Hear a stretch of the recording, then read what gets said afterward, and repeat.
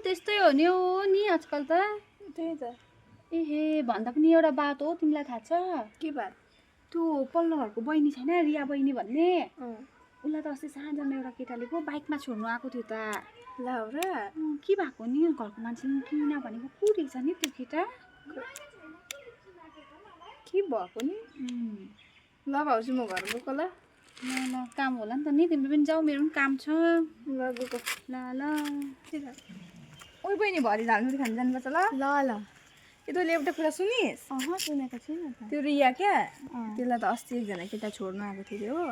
अब मग्नी आउनेवाला पो छ अरे त ए हो र मैले त सुनेकै छुइनँ त कसैलाई नभन्नु नि फेरि ल ल ल म गएको ल मलाई बजार जानु छ भरे भेट्नु पर्छ ल जा औ दिदी के गर्नु हुँदैछ हौ फोन हेर्दै बसिरहेको छु साथी तपाईँलाई एउटा कुरा थाहा छ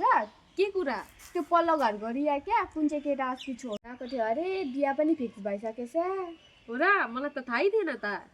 ए तपाईँलाई थाहा थिएन थाहा थिएन त मलाई कसैलाई नसुनाउनु ल म गएको भाउजू के गर्नु भएको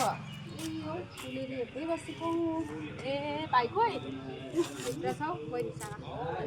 एउटा कुरा सुन्नु हो के कुरा हो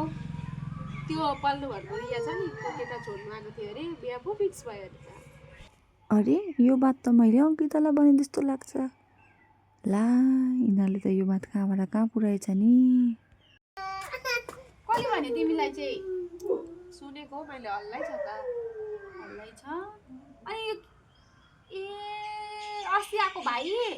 त्यो त उसको दाजु काकाको छोरा दाजु पो अरे त हौ मैले पनि त्यस्तो लागेको थिएँ होइन मैले पनि सोचेको थिएँ अनि मैले गएर विचार गर्दाखेरि चाहिँ दाजु अरे हौ काकाको छोरा अरे त्यो बेलुका ढिलो भयो भनेर चाहिँ छोडिदिनु आएको थियो अरे बहिनीलाई ए होइन मैले त सुनेको थिएँ त्यही भएर तपाईँलाई सोध्दै आएको नि तपाईँले सुन्नुभयो कि भएन भनेर थेट आजकलको मान्छेको सोचहरू है दाजु बहिनी हिँड्दा पनि के त्यही त हौ डुबोको ल बस्नु आजभोलि यस्तै छ हाम्रो समाज आफ्नै दाजुबहिनी सँगै हिँड्दा पनि मान्छेले घृणा नजरले हेर्छन् आफू पनि मान्छेले आफ्नो सोच बदलाएनन् र कुरा गर्न छोडेनन् भने फेरि कहिले पनि बदलाउन सक्दैनन्